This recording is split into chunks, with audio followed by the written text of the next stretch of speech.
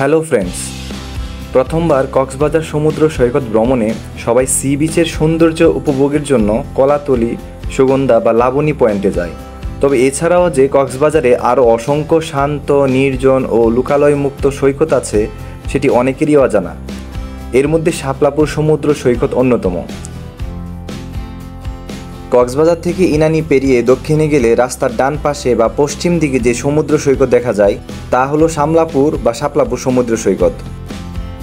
এই সৈকতের অপূর্ব প্রাকৃতিক সৌন্দর্যের জন্য এটি ধীরে ধীরে জনপ্রিয় হয়ে উঠেছে। এই ভিডিওতে আলোচনা করব শাপলাপুর বিচ নিয়ে, যেখানে মিলবে ভ্রমণশূন্য প্রাকৃতিক বিচের পাশাপাশি অসংখ্য সাম্পানের বহর, মাছ ধরার নৌকা এবং ঝাউবন। চলুন শাপলাপুর ভ্রমণের সকল তথ্য জেনে আসি।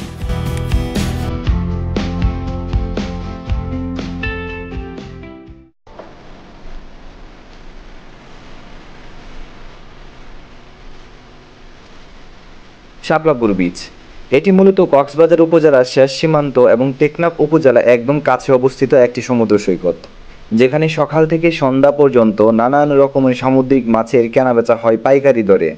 এই বিচটি একদমই প্রাকৃতিক। কক্সবাজার থেকে প্রায় ৪৫ কিলোমিটার দূরে অবস্থিত হওয়ায় এখানে পর্যটক আসে না বললেই চলে। তাই এই বিচটিও তার সৌন্দর্য ধরে রেখেছে স্বকীয় আপন মহিমায়। এই বিচে যেতে যেতে আপনাদের চোখে পড়বে মেরিন ড্রাইভ সড়কের অপরূপ সৌন্দর্য।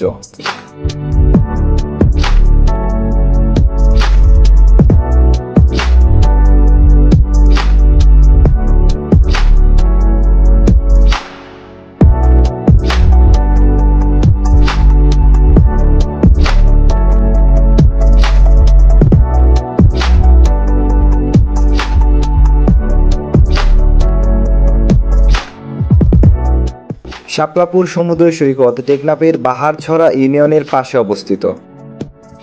এখানে আপনি প্রকৃতির নিরবিচ্ছিন্ন সৌন্দর্য উপভোগ করতে পারবেন।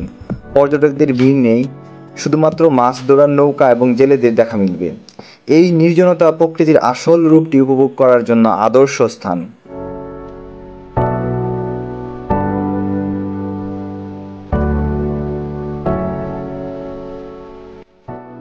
শাপলাপুর বিচের আরও একটি বিশেষ আকর্ষণ হলো রঙিন নৌকার সারি। এখানে নৌকা তৈরির কাজ হয়। সমুদ্র সৈকতে দাঁড়িয়ে থাকে অসংখ্য সামুদ্রিক নৌকা। জেলেদের নৌকা পানিতে নামানোর দৃশ্য এবং তাদের কর্মব্যস্ততা অত্যন্ত সুন্দর। এই দৃশ্য সত্যিই মনোমুগ্ধকর।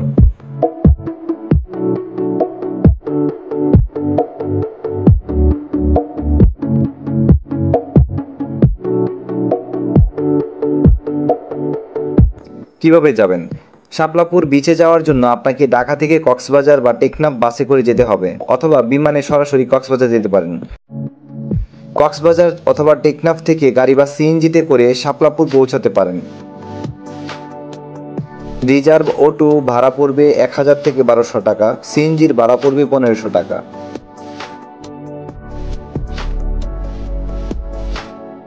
তবে পরামর্শ থাকবে সকাল ৭টার মধ্যে রিজার্ভ অটো নিয়ে বের হয়ে পড়ুন, তাহলে প্রাকৃতিক সৌন্দর্য দেখতে দেখতে পৌঁছে যাবেন শাপলাপুর সমুদ্র সৈকত।